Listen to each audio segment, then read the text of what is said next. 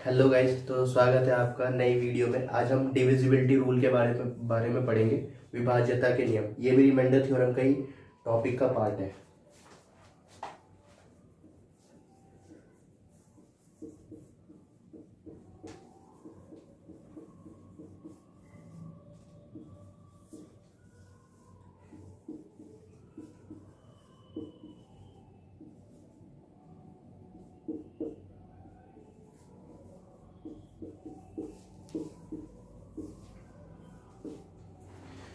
तो सबसे पहले तो हम ये देख लेते हैं कि हमें पढ़ना जरूरी क्यों है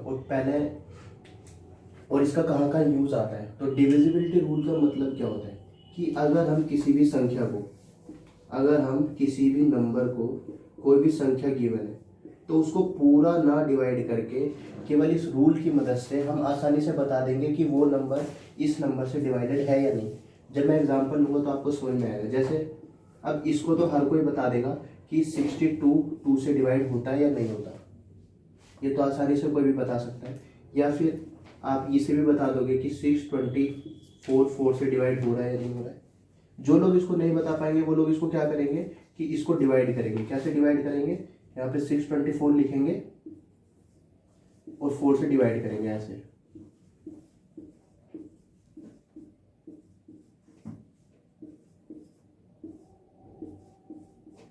ये तो ट्रेडिशनल तरीका है, ये छोटे बच्चे करते हैं, तो छोटे बच्चे इस तरीके से कर सकते हैं। अगर कोई छोटा बच्चा वीडियो देख रहा है तो लोग इस तरीके से डिवाइड करते हैं। लेकिन जिसको ये पहले से आता है तो हम इसका एडवांस वर्जन सीखेंगे। एडवांस वर्जन क्या है? वो डिविजिबिलिटी रूल पढ़ेंगे, उसको याद करेंगे। तो उसको याद करने से क्या होगा, हमारी कैलकुलेशन फास्ट हो जाएगी। जैसे ही हमारी कैलकुलेशन फास्ट होती है वैसे ही हमारे अर्थमेटिक के सवाल, अर्थमेटिक के क्वेश्चंस जो होंगे उसमें टाइम बचेगा, टाइम सेव होगा। और टाइम ही सेव करना है हमें। हमारा मेन एम क्या है? टाइम सेव करेंगे छोटे छोटे क्वेश्चन में, उसको बड़े क्वेश्चन में, जो क्वेश्चन लोगों से नहीं हिलते, जिसमें कंपटीशन में जिस क्वेश्चन को सॉल्व करने से रैंक बढ़ती है, उस टाइम को हम उन क्वेश्चन को सॉल्व करने में लगाएंगे। तो हमारा अल्टीमेटली मोटिव यही है। तो हमें इस तरीके से करना है। तो सबसे पहली बात, कैलकुलेशन फास्ट हो जाएगी और अर्थमेटिक में वो हमें बहुत मदद देगा। उसके बाद हम ऑप्शन एलिमिनेशन कर सकते हैं। ऑप्शन एलिमिनेशन, ऑप्शन एलिमिनेशन क्या होता है कि जब हम सवाल को देखेंगे तो सवाल में कुछ ऑप्शंस आते हैं, उस ऑप्शंस को हम ये बता पाएंगे कि ये इसका आंसर है या नहीं है। किसकी मदद से? केवल डिविजिबिलिटी रूल की वजह से। अगर कोई कैलकुलेशन बहुत बड़ी है तो उसको हम डिविजिबिलिटी रूल की मदद से कुछ सेकंड्स में कर देंगे। अगर हम ट्रेडिशनल मेथड से जाएंगे, ट्रेडिशनल मेथड क्या होता है कि जो हम अभी तक करते हुए आ रहे हैं, तो उसमें हमें क्या करना पड़ेगा, बहुत लेंथी कैलकुलेशन करनी पड़ेगी और कुछ मिनटों में सवाल सॉल्व होता है। लेकिन इसकी मदद से हम कुछ सेकंड में सवाल सॉल्व करेंगे, ये आगे हम देखेंगे। तो कैलकुलेशन फास्ट हो जाएगी। ऑप्शन एलिमिनेशन में मदद करेगा। ऑप्शन एलिमिनेशन में मदद करेगा तो फिर कई क्वेश्चन जो एग्जामिनर होता है, जो टाइम वेस्ट करने के लिए देता है, हम टाइम वेस्ट ना करके ऑप्शन एलिमिनेशन से उसको सॉल्व करेंगे। ये टेक्निक होती है। और हमारा डिविजिबिलिटी रूल कहाँ काम आएगा? और डिविजिबिलिटी रूल में एक टॉपिक होता है डिजिटल सम। डिजिटल सम, इसका तो हर पूरी मैथ में हर जगह सॉल्व, हर जगह इसका यूज है। हम कहीं भी कोई भी टॉपिक उठाएंगे, डिजिटल सम हमारी कैलकुलेशंस को आसान करता है। कोई भी कैलकुलेशन होगी उसको हम पूरा ना सॉल्व करके लास्ट के 2-3 स्टेप को छोड़कर वहीं पे हम कैलकुलेशन कर लेंगे, चेक करेंगे कि हाँ इसका डिजिटल सम मेरे ऑप्शन से मैच हो रहा है या नहीं। तो ये 2 स्टेप मेरे बच जाएंगे। ठीक है गाइस, तो हम इसको स्टार्ट करते हैं। तो डिविजिबिलिटी रूल, विभाज्यता, तो हम किस किस के साथ सबसे पहले हम इसमें पढ़ेंगे क्या क्या। तो हम 2 का डिविजिबिलिटी रूल, 1 तो सबका पता, 1 को सबको पता है, 3 4 5 और 9, इस वीडियो में हम यही पढ़े। इसी के 1 का डिविजिबिलिटी, 2 का डिविजिबिलिटी, 3 का डिविजिबिलिटी, 4 का डिविजिबिलिटी, 5 का और 9 का, इनके हम डिविजिबिलिटी रूल पढ़ेंगे इस वीडियो में। और साथ साथ में 2 के जो और होता है, जैसे 8 होगा या 32 या 16, ये सब इसी में आ जाएंगे। और 5 में 1 to 5 इसी में आ जाएगा। ठीक है, 3 और 9 बहुत इंपॉर्टेंट है, 9 तो बहुत इंपॉर्टेंट है, इसी से डिजिटल सम का कंसेप्ट आया है। और डिविजिबिलिटी रूल का एक जगह यूज और होता है जब हम रिमाइंडर फाइंड आउट करते हैं। तो धीरे धीरे हम जब आगे बढ़ेंगे तो आपको समझ में आएगा हम करना क्या चाहते हैं। तो हम स्टार्ट करते हैं। ठीक है गाइस, तो सबसे पहले हम किसका पढ़ेंगे? रूल फॉर वन, वन के लिए पढ़ेंगे। तो वन के लिए पढ़ेंगे, वन के लिए क्या रूल है। वन को हम बोलते हैं यूनिवर्सल फैक्टर, यूनिवर्सल फैक्टर यानी कि यूनिवर्सल गुणनखंड। ये इसको यूनिवर्सल फैक्टर क्यों बोला जाता है, क्योंकि ब्रह्मांड में जितनी भी अभी तक नंबर अवेलेबल है, जितनी भी संख्याएं हैं, जितनी भी संख्याएं हैं उन सबको वन डिवाइड करता है, डिवाइडेड बाय वन। तो हर नंबर को वन डिवाइड कर देता है, इसलिए ये यूनिवर्सल फैक्टर है। तो यहाँ पे आपको नोट क्या बनाना है, आपको नोट ये बनाना है कि वन, वन से सभी संख्याएं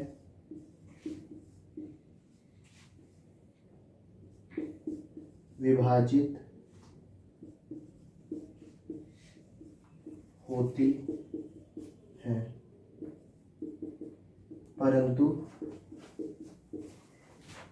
वन को केवल वन ही विभाजित करता है। मतलब every number is divisible by one, but one is divisible by only itself। ठीक है, तो इसी नोट को हम इंग्लिश में भी लिख देते हैं। इंग्लिश में क्या है, every number is divisible by one, but one is divisible by itself only. मेरे कहने का क्या मतलब है, मेरे कहने का मतलब है कोई भी नंबर को हम वन से डिवाइड कर सकते हैं और फुल्ली डिवाइड हो जाएगा, पूरी तरह विभाजित कर सकते हैं। लेकिन वन को केवल हम वन से ही विभाजित कर सकते हैं, वन को हम किसी और संख्या से विभाजित नहीं कर सकते। ऐसा नहीं है कि वन को हम टू से डिवाइड कर देंगे या वन को हम फाइव से डिवाइड कर देंगे, ये गलत है। वन केवल वन से ही फुल्ली डिवाइड होगा, पूरी तरह विभाजित केवल वन से ही होगा। ठीक है गाइस, तो अब तक ये वाला जो नोट है इसको आप नोट बना के लिख लेना। तो अभी तक हमने ये पढ़ा है, तो अब हम आगे पढ़ते हैं, आगे करते हैं। अगला क्या है, तो फ्रेंड्स अब हम सबसे पहले डिवाइड का मीनिंग देखते हैं। डिवाइड का मीनिंग क्या होता है, डिवाइड का मीनिंग क्या है। डिवाइड का मीनिंग होता है हमें जब reminder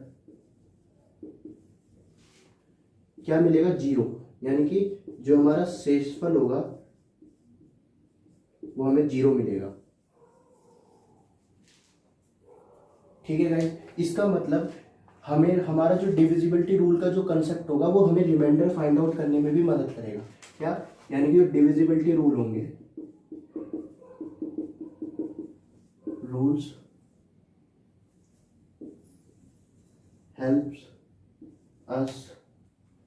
help us to find remainder also।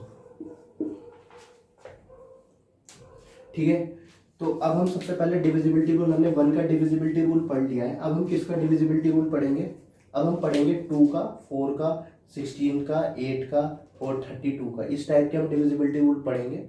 तो चलते हैं अगले 2 के डिविजिबिलिटी रूल पर। गाइस अब हम इन सब के डिविजिबिलिटी रूल पढ़ेंगे, 2 का, 4 का, 8 का, 16 का, 32 का और 64 का।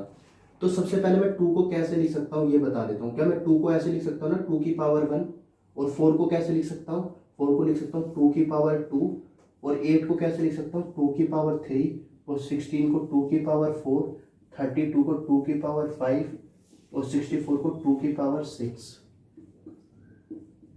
ये तो हर किसी को समझ में आ गया होगा। इसका मतलब क्या है कि 8 को कैसे लिख रहा हूँ 2 इंटू 2, 4 को 2 इंटू 2 और 8 को कैसे लिख रहा हूँ 2 इंटू 2 इंटू 2, 16 को कैसे लिख रहा हूँ 2 इंटू 2 इंटू 2 इंटू 2। ऐसे 32, ऐसे 64। तो 2 का डिविजिबिलिटी रूल क्या कहता है? 2 का डिविजिबिलिटी रूल कहता है जब कोई भी नंबर होगा, नंबर की लास्ट डिजिट यानी कि इकाई अंक,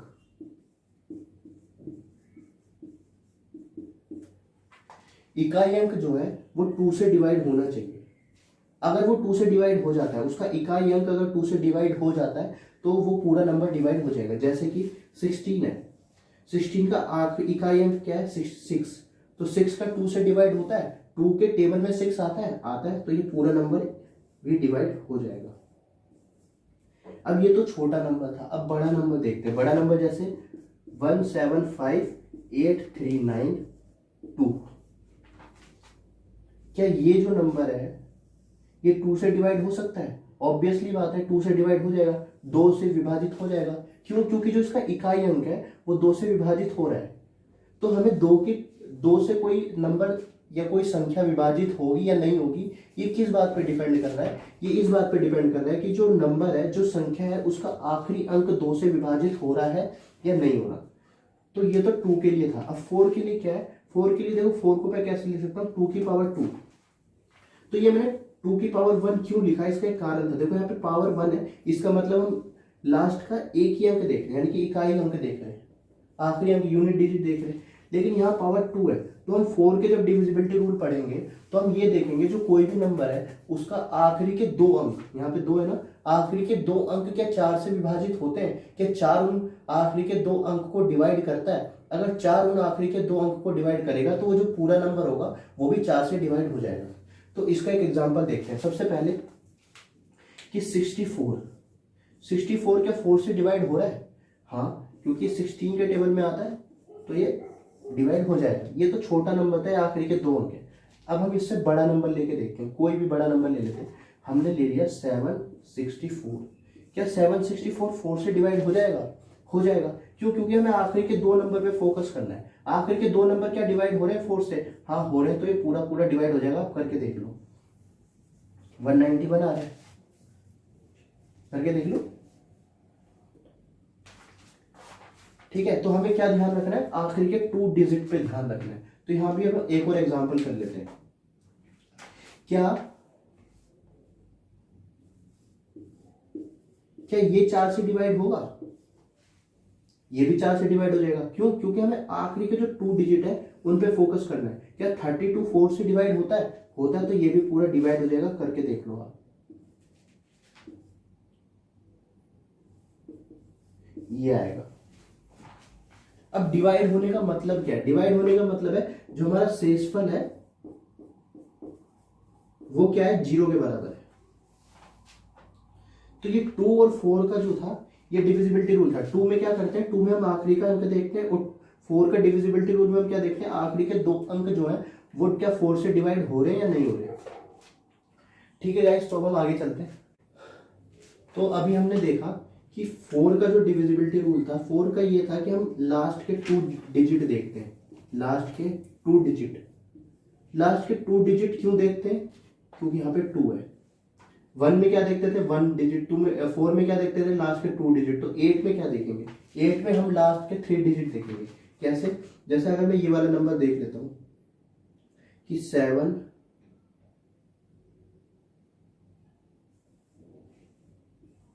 क्या ये नंबर 8 से डिवाइड हो रहा है? अब कई लोग जिसको ये टेक्निक या जिसको ये रूल्स नहीं पता होंगे तो वो क्या करेगा? वो क्या करेगा कि इस पूरे नंबर को 8 से डिवाइड करके देखेगा। तो 4 अंकों को 8 से डिवाइड करना 3 अंकों को डिवाइड करने से ज्यादा टफ है, ज्यादा टाइम लगेगा। तो मैं 4 अंकों क्यों डिवाइड करके देखूं? मैं लास्ट के 3 अंक देख लेता हूं ना, क्योंकि 2 की पावर 3 को मैं 8 कहता हूं, इसलिए यहाँ के लास्ट के 3 डिजिट देखेंगे। तो क्या 328 क्या 8 से डिवाइड हो रहा है? अगर 328 8 से डिवाइड होगा तो ये जो पूरा नंबर होगा वो भी 8 से डिवाइड हो जाएगा। तो ये तो डिवाइड हो रहा है। अगर ये डिवाइड हो रहा है तो ये पूरा नंबर भी 8 से डिवाइड हो जाएगा। आप करके देख लेना। ऐसे ही अगर मैं कोई बड़ा नंबर ले लेता हूं, कोई भी बड़ा नंबर, जैसे अगर मैं ले लेता हूं 978387328 डिवाइडेड बाय 8। अगर मैं ये वाला नंबर लेता हूं तो जिसको ये टेक्निक नहीं पता होगी वो क्या करेगा, इस पूरे नंबर को 8 से डिवाइड करके देखेगा। लेकिन हमें तो इतना करना नहीं, हमें क्या करना है, बस इस चीज को देखो, क्या ये डिवाइड हो रहा है 8 से? हाँ, ये तो अभी अभी हमने देखा यार, ये तो डिवाइड हो जाता है 8 से। जब ये नंबर ये 8 से डिवाइड हो रहा है तो ये पूरा नंबर भी 8 से डिवाइड हो जाएगा। तो क्वेश्चन में आपको कैसे पूछेगा, क्वेश्चन में पूछेगा कि जब हम इस नंबर को डिवाइड करेंगे तो शेषफल क्या होगा, रिमाइंडर क्या होगा। रिमाइंडर के नीचे ऑप्शन दे देगा, क्या ऑप्शन देगा, 0 दे देगा, 1 दे देगा, 2 दे देगा, 3 दे देगा, मान लो। तो अब हम क्या देखेंगे, अब हम पूरा नंबर तो डिवाइड करके देखेंगे नहीं, लास्ट का 3 डिजिट देखा, हाँ डिवाइड हो रहा है, इसका मतलब रिमाइंडर क्या है मेरा, 0। ये मेरा आंसर हो जाएगा। तो इस तरीके के सवाल आपको छोटे लेवल के एग्जाम में पूछ सकता है, जीडी या फिर कांस्टेबल एमटीएस वाले एग्जाम्स में इस तरीके के सवाल पूछेगा। तो उसमें हमें लास्ट के 3 डिजिट देखने, 8 वाले डिविजिबिलिटी रूल में लास्ट के 3 डिजिट। तो 16, जब हम 16 का डिविजिबिलिटी रूल पढ़ेंगे तो उसमें कितने लास्ट के कितने डिजिट 2 से 16 से डिविजिबल होने चाहिए, 4 डिजिट। तो लास्ट के 4, ऐसे 32 का हो जाएगा, ऐसे 64 का हो जाएगा। ठीक है गाइस, तो हमने क्या देखा, 2 में लास्ट का 1 डिजिट होना चाहिए, क्यों, क्योंकि 2 की पावर 1। इसको याद करने का तरीका आप ऐसे देख सकते हो। और 4 में लास्ट के 2 डिजिट का देखते थे, क्यों, 4 को हम कैसे लिख सकते हैं, 2 की पावर 2, तो हमने इस तरीके से याद कर लिया। 8 में हम कितने डिजिट देखते थे, 3 डिजिट। ऐसे 16 में कितने देखते थे, 4। तो 32 में कितने देखेंगे, लास्ट के 5 डिजिट। और 64 में कितने देखेंगे, लास्ट के 6 डिजिट। तो ये था डिविजिबिलिटी रूल फॉर 2। तो हमने किस किस का अभी तक डिविजिबिलिटी रूल पढ़ लिया, हमने 1 पढ़ लिया, 2 पढ़ लिया, 4 पढ़ लिया, 8 पढ़ लिया। 1 पढ़ लिया, 2 पढ़ लिया, 4 पढ़ लिया, 8 पढ़ लिया। अब हम क्या पढ़ेंगे, 5 का डिविजिबिलिटी रूल पढ़ते हैं। ठीक है गाइस, तो फ्रेंड्स अब हम डिविजिबिलिटी रूल फॉर 5 पढ़ेंगे और 25 पढ़ेंगे और 1 to 5 पढ़ लेंगे, और ऐसे करके हम आगे तक पढ़ सकते हैं। तो 5 को मैं कैसे लिख सकता हूँ, 5 को मैं लिख सकता हूँ 5 की पावर 1, और 25 को कैसे लिख सकता हूँ 5 की पावर 2, और 1 to 5 को कैसे लिख सकता हूँ 5 की पावर 3। तो इसमें भी वो 2 जो हमने अभी अभी डिविजिबिलिटी रूल फॉर 2 पढ़ा ना, 2, 4, 8, 16 वाला, तो उसी तरीके का कंसेप्ट इसमें लगेगा। तो 5 के लिए डिविजिबिलिटी कंडीशन क्या होती है कि कोई भी नंबर 5 से डिवाइड कब होगा, कोई भी नंबर 5 से डिवाइड तब होगा जब उसका इकाई अंक क्यों देख रहे हैं, क्योंकि यहाँ पे 1 है, उस नंबर का इकाई अंक, जो इकाई अंक होगा, इकाई अंक या यूनिट डिजिट, वो या तो 0 हो या 5 हो, इन दोनों में से कोई भी होगा तो वो 5 से डिवाइड हो जाएगा, ये अब हमें पता है। और 25 का डिविजिबिलिटी कंडीशन क्या हो जाएगी, 25 की डिविजिबिलिटी कंडीशन हो जाएगी जो लास्ट की 2 डिजिट है, क्या वो 25 से डिवाइड हो रही है या नहीं हो रही।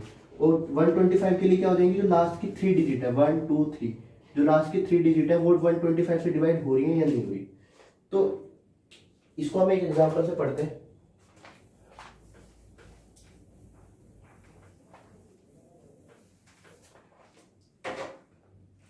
जैसे कि मैंने यहां पे लिख दिया कोई नंबर 1732575, क्या ये 25 से डिवाइड हो रहा है। अब हमें 5 से तो डिवाइड पता चल जाएगा, 5 से आखिरी में 5 है तो 5 से डिवाइड हो रहा है, क्या ये 25 से डिवाइड हो रहा है। 25 से डिवाइड पता करने के लिए हमने क्या देखा था, 25 को कैसे ले सकते हैं, 5 की पावर 2 यानी कि 2, यानी कि लास्ट की 2 डिजिट देखेंगे, लास्ट की 2 डिजिट क्या 25 से डिवाइड हो रही है, हाँ हो रही है, 3 बार में डिवाइड हो रही है। जैसे 3 बार में डिवाइड हो रही है इसका मतलब हमें पता चल गया कि ये जो पूरा नंबर है, ये पूरा नंबर डिवाइड हो रहा है और उसका रिमाइंडर क्या आएगा, इसका रिमाइंडर यानी कि इसका जो शेषफल आएगा वो क्या आएगा, 0 होगा। ये हमें यहां से पता चल गया। ऐसे ही अगर मैं कोई नंबर लिख देता हूं जैसे 73265, क्या ये 1 to 5 से डिवाइड हो रहा है। अब 1 to 5 से चेक करने के लिए हमें क्या देखना है, लास्ट की 3 डिजिट। क्यों 1 to 5 को मैं कैसे लिख सकता हूँ, ऐसे, तो हमें 3 से याद आ जाएगा कि अरे इसमें इसको हम 5 की पावर 3 लिखते हैं 3, तो 3 से हमें ध्यान में आ जाना चाहिए लास्ट की 3 डिजिट को नोटिस करेंगे, क्या ये 1 to 5 से डिवाइड हो रही है, हाँ होती है, ये तो 5 बार में डिवाइड हो जाएंगी। जैसे ही डिवाइड हो जाएंगे इसका मतलब क्या है, ये पूरे नंबर का जो रिमाइंडर आएगा वो मेरे पास क्या आएगा, पूरे नंबर का जो शेषफल होगा वो मेरे पास क्या हो जाएगा, 0।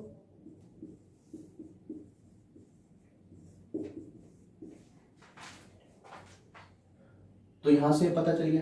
तो अभी तक अब जैसे 1 का हो गया, 2 का हो गया, 4 का हो गया, 5 का हो गया, 8 का हो गया,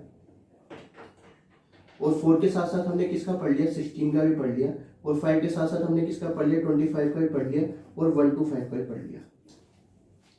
अब ऐसा नहीं है कि हर नंबर के लिए हम डिविजिबिलिटी रूल याद करें, हर नंबर के लिए डिविजिबिलिटी रूल को हम गूगल पे सर्च करें या फिर कोई किताब आती है तो हर नंबर का गूगल याद करें, रट्टा मारें। ऐसे करोगे तो ऐसे बहुत टाइम वेस्ट हो गया। हमें केवल अपना एग्जाम ओरिएंटेड रहना है कि जिस टाइप के सवाल पूछे जाते हैं पेपर में या वो एग्जाम में पूछ सकता है, उसी टाइप के डिविजिबिलिटी रूल याद करेंगे।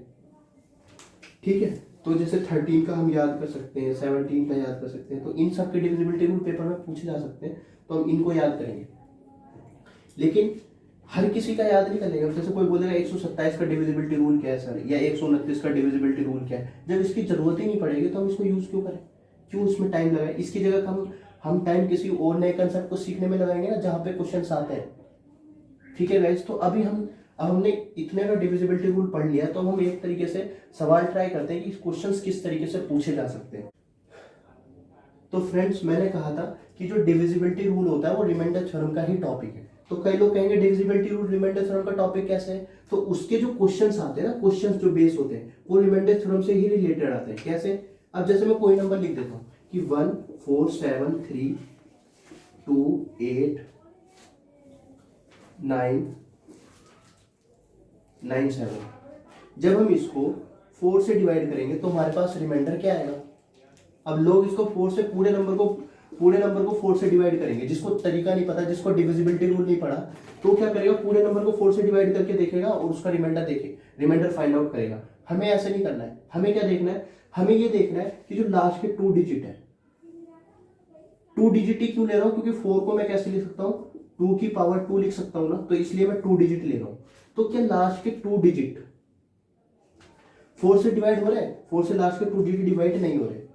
जब 4 से लास्ट के 2 डिजिट डिवाइड नहीं हो रहे, या कितना रिमाइंडर बच रहा है, तो जो लास्ट के 2 डिजिट में जो रिमाइंडर आएगा वही हमारा ओवरऑल नंबर में रिमाइंडर आ जाएगा। कैसे, जैसे जब मैं 97 को 4 से डिवाइड करूंगा तो मेरे पास कितना शेषफल मिलेगा, यहां से मेरा शेषफल जो आएगा वो कितना आएगा,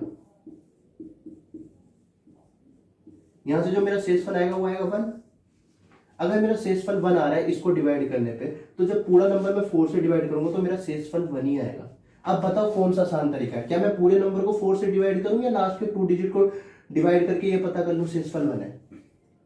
अब आपको ये भी पता चल गया होगा कि ये रिमाइंडर थ्योरम का टॉपिक क्यों है, क्योंकि यहाँ पे रिमाइंडर शेषफल क्या बोलते हैं, शेषफल ही निकालना पूछा जाता है। कभी कभी ये ऐसा नंबर दे देगा जो 4 से डिविजिबल होगा, कभी कभी ऐसा नंबर नहीं देगा जो 4 से नहीं डिवाइड होगा। जैसे एक और अगर मैं यहाँ पे नंबर लिखूं, ऐसे लिख देता हूं,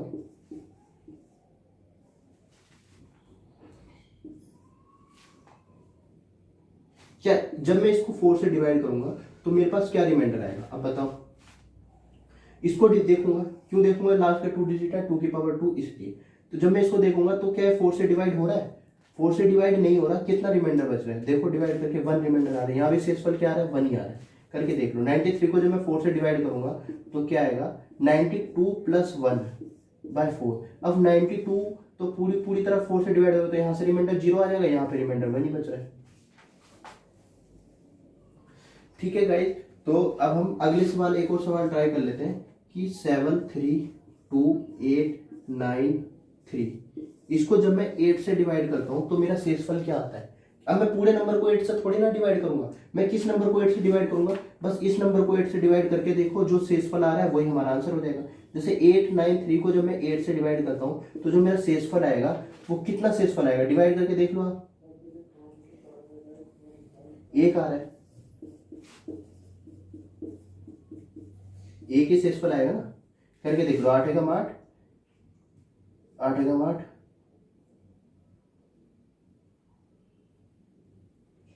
8 एकम 8, 1 नहीं 5 आएगा। 111 पूरी तरह डिवाइड हो जाए, 111 से पूरी तरह डिवाइड हो जाएगा, और बाद में यानी कि 8 8 8 प्लस में 5 डिवाइडेड बाय 8, यानी कि ये तो यहां से रिमाइंडर 0 तो 5 रिमाइंडर आ जाएगा। ठीक है, तो इसी तरीके का अगर मैं एक और सवाल यहाँ पे लिखता हूं कि 9 3 2 8 7 6 4 को जब मैं 8 से डिवाइड करूंगा तो क्या रिमाइंडर आएगा, शेषफल क्या होगा। तो क्या करना है, 764 को उठाओ, लास्ट के 3 डिजिट को उठाओ, 8 से डिवाइड करो। जब लास्ट के 3 डिजिट को मैं 8 से डिवाइड करूंगा तो क्या शेषफल आ रहा है, डिवाइड करके देखो।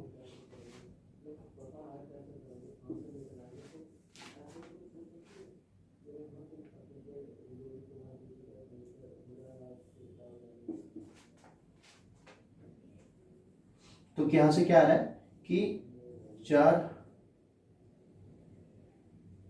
9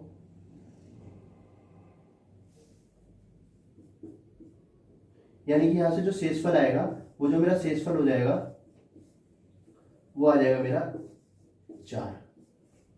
तो ये मेरा आंसर हो जाएगा। डिवाइड करके देख लो आप, बहुत आसान है। 764 को जब मैं 8 से डिवाइड करूंगा तो क्या आएगा, 9 8 72, 8 5 40, 4। ठीक है, तो रिमाइंडर थ्योरम में अब हमें पता चल गया कि इसको हम डिविजिबिलिटी रूल को हम रिमाइंडर थ्योरम का टॉपिक क्यों बोलते हैं, क्योंकि क्वेश्चन में इसी तरीके से पूछेगा, रिमाइंडर निकालना है। और ये क्या बोलते हैं एमटीएस या जीडी वाले एग्जाम में पूछेगा, छोटे छोटे एग्जाम में पूछ सकता है, कांस्टेबल के एग्जाम में पूछेगा। तो हमें पूरे नंबर को डिवाइड करने की जरूरत नहीं है, उससे टाइम वेस्ट होगा। निकल तो उससे भी जाएगा लेकिन उससे टाइम वेस्ट होगा। तो हमें क्या करना है, लास्ट के जो 2 डिजिट है या लास्ट के जो 3 डिजिट है, जो डिविजिबिलिटी रूल की जो कंडीशन लग रही है, उस डिविजिबिलिटी रूल की कंडीशन लगा के हम ये पता कर लेंगे कि वो नंबर डिवाइड हो भी रहा है या नहीं हुआ। ठीक है गाइज, तो हम आगे पढ़ते हैं, आगे चलते हैं। तो फ्रेंड्स अब हम आगे क्या पढ़ेंगे, आगे पढ़ते हैं डिविजिबिलिटी रूल फॉर 3 एंड 9, यानी कि 3 और 9 के विभाज्यता के नियम। तो 3 को पढ़ने से पहले मैं 9 को पढ़ूंगा, उसके बाद मैं 3 पे आऊंगा।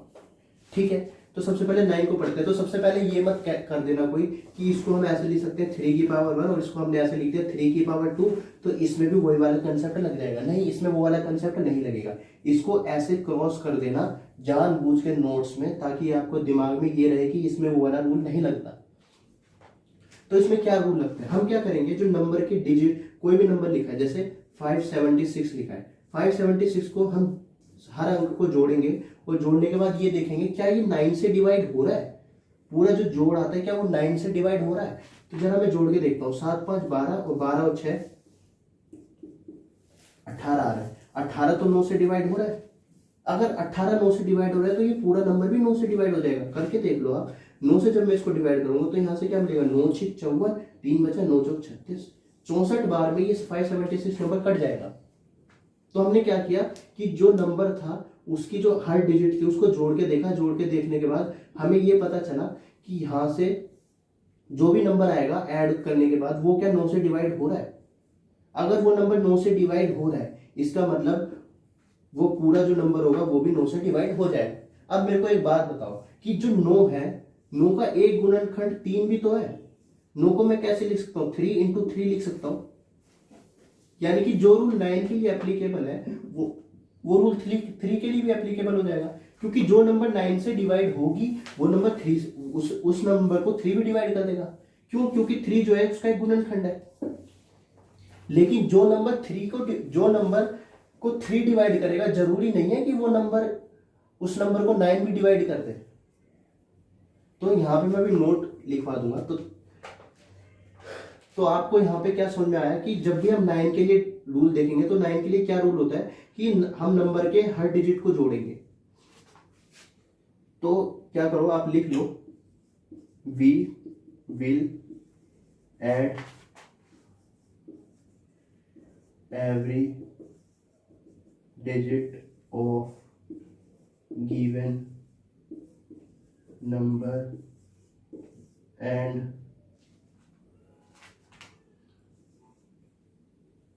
check whether the sum is divisible by 9 or not। मतलब कि हम उस जोड़ को ये देखेंगे क्या वो जो जोड़ जो है वो 9 से डिवाइड हो रहा है या नहीं हो रहा। अगर वो 9 से डिवाइड हो रहा होगा तो वो नंबर 9 से डिविजिबल है, अगर वो 9 से नहीं डिवाइड हो रहा होगा तो वो नंबर 9 से डिवाइड नहीं है। तो यहां से एक कंसेप्ट और निकल के आता है, वो कंसेप्ट है डिजिटल सम। तो जो कई लोग उतावले होंगे, सर हम डिजिटल सम से भी तो कर सकते हैं, डिजिटल सम भी तो एक कंसेप्ट है, तो हम उस पर बढ़ेंगे। उससे पहले हम 3 का पढ़ लेते हैं। 3 का क्या रूल है? तो 3 का क्या रूल है? 3 का रूल भी यही है कि जब हम हर डिजिट को ऐड करेंगे, जैसे 1 2 7 6 5 इस सबको ऐड किया, ऐड करने के बाद क्या आ रहा है? 7 और 2 9 और 10 और 6 16, 16 5 21, 21 तो 3 से डिवाइड हो रहा है। जब ये 3 से डिवाइड होगा यानी कि पूरा नंबर भी 3 से डिवाइड होगा। आप करके देख लो, 3 चौके 12, 3 दूनी 6, 3 पंजे 15, 3 पंजे 15, 4255 को जब मैं 3 से इंटू करूंगा तो मेरा पूरा नंबर आ जाएगा, यानी कि पूरा नंबर जो है वो डिवाइड हो रहा है 3 से। ठीक है गाइस, तो मैं यहाँ पे आपको क्या नोट लिखा रहा था, क्या नोट बताता हूँ, मैं यहाँ पे लिखवा देता हूँ।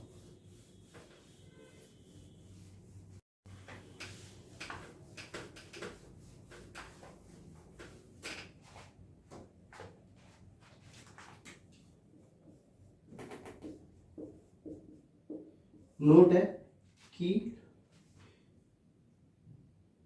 If 9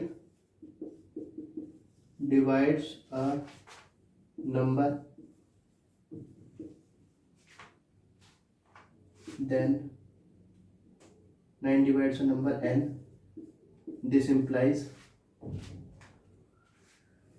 3 divides the same number n। तो इसको मैं शॉर्ट में कैसे लिख सकता हूँ? शॉर्ट में ऐसे लिख सकते हो, if n divide by 9 then n divide by 3। इसको आप ऐसे लिख सकते हो।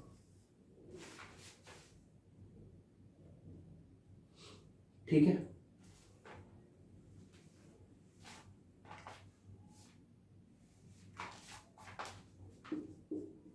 हिंदी वाले वो कैसे लिखेंगे कि अगर 9 किसी संख्या को भाग करता है, अगर 9 किसी संख्या को विभाजित करता है तो 3 भी उसी सेम संख्या को विभाजित करेगा।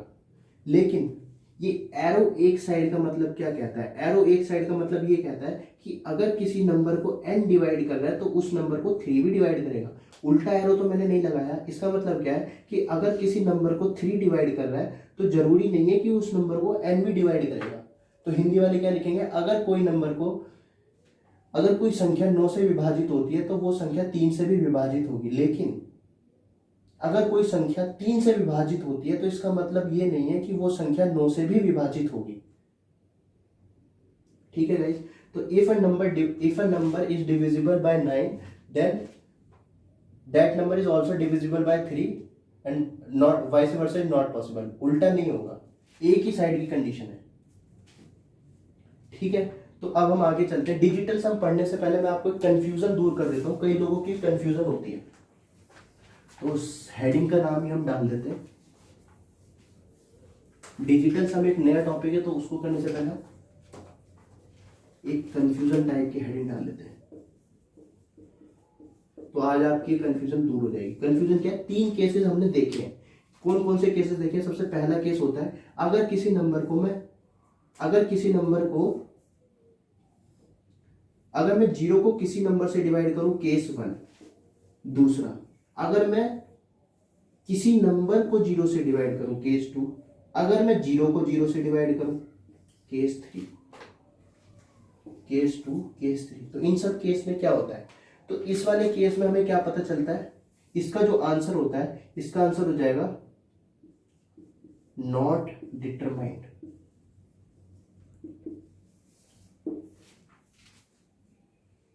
या फिर इसको हम बोल देते हैं अनडिफाइंड। और इसका क्या होगा? इसका भी सेम यही हो जाएगा। और इसका क्या आंसर आएगा? इसका आंसर आएगा 0। अब ये कैसे आया देखो, जब हमने रिमाइंडर थ्योरम का कंसेप्ट पढ़ा था तो उसको हम कैसे लिख सकते थे? उसको हम ऐसे लिख सकते हैं डिविडेंड। यहाँ पे डिविडेंड क्या है? 0। तो 0 को हम कैसे लिख सकते हैं? n इंटू में k। और यहां से हमें क्या पता चलेगा? यहां से हमें पता चलेगा कि n जो है वो 0 इंटू में k के बराबर है। k कोई भी नंबर है जो इसको डिवाइड कर रहा है। और इस वाले केस में क्या पता चलेगा? 0 0 इंटू में k है।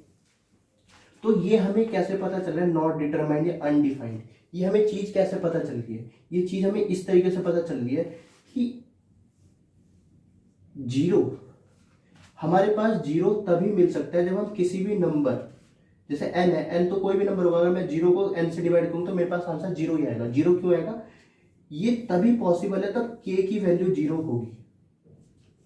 क्यों, एन तो जीरो है नहीं, एन तो जीरो है नहीं ना, एन जीरो नहीं है। अगर एन जीरो हो जाएगा तो ये वाला केस बन जाएगा, तो एन जीरो नहीं है, इसका मतलब के को जीरो होना ही पड़ेगा। तो के की एक ही वैल्यू है, एक संख्या, जीरो आ गई। अब यहां पे आ जाओ, यहां पे भी हम के को ही देखेंगे। क्या अभी तक हमने कुछ ऐसा पढ़ा हुआ है कि जीरो से मैं किसी भी नंबर को डिवाइड करूं, जीरो से किसी भी नंबर को मैं जब मल्टीप्लाई करूंगा, जीरो के साथ मैं कोई भी नंबर मल्टीप्लाई करूं और मेरे को नॉन जीरो मिल जाए, मतलब कोई ऐसी संख्या मिल जाए जो जीरो ना है, तो यहाँ पे मैं के की कोई भी वैल्यू नहीं रख सकता, क्योंकि आज तक के की ऐसी वैल्यू बनी नहीं है कि जो जीरो से मैं मल्टीप्लाई करूं और मेरे को कोई एक ऐसी संख्या मिल जाए जो जीरो ना हो। तो यहाँ से के से मेरे पास कुछ आ ही नहीं रहा, यहाँ से तो अनडिफाइंड आ गई ना के की वैल्यू, नॉट डिटरमाइंड, हमें पता ही नहीं है। सिमिलरली ये वाला केस देखो कि जीरो हमें कब मिलेगा, मैं जीरो के साथ कोई भी नंबर मल्टीप्लाई करूं, के की कोई एक फिक्स वैल्यू नहीं है, यहाँ पे कुछ भी हो सकता है, के की कोई भी वैल्यू पॉसिबल नहीं है। यहाँ पे क्या मैं के को 1 रखूं या 2 रखूं या 3 रखूं या 4 रखूं, ऐसा तो मैं हर कोई वैल्यू नहीं रख सकता ना, एक फिक्स वैल्यू होगी। जैसे यहाँ पे के की एक फिक्स वैल्यू है जीरो, यहाँ पे के की कोई वैल्यू ही नहीं आ रही, यहाँ पे के की कौन सी वैल्यू होगी हमें पता ही नहीं है, इसलिए यहाँ पे अनडिफाइंड आ रहा है। तो ये तीन केस आपको पता चल गया होगा कि जब भी मैं जीरो को किसी भी नंबर से डिवाइड करूंगा तो मेरे पास जीरो ही आएगा। अगर मैं किसी भी नंबर को जीरो से डिवाइड कर रहा हूं, जीरो मेरा क्या बोलते हैं भाजक है, तो उस समय मेरा केस जो होगा वो नॉट डिटरमाइंड होगा, हमें नहीं पता, हम नहीं निकाल सकते। और अगर ये वाला केस आता है जीरो को मैं जीरो से डिवाइड कर दूं, तो इसमें भी हम कुछ भी नहीं निकाल सकते, नहीं बता सकते, नॉट डिटरमाइंड इसका केस।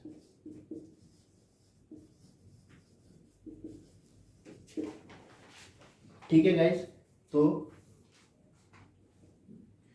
ये कंफ्यूजन आपको यहां तक पता चल गई होगी। तो गाइस आज की इस वीडियो में बस इतना ही। अब हम अगली वीडियो जो करेंगे उसमें हम कहां से स्टार्ट करेंगे, डिजिटल सम।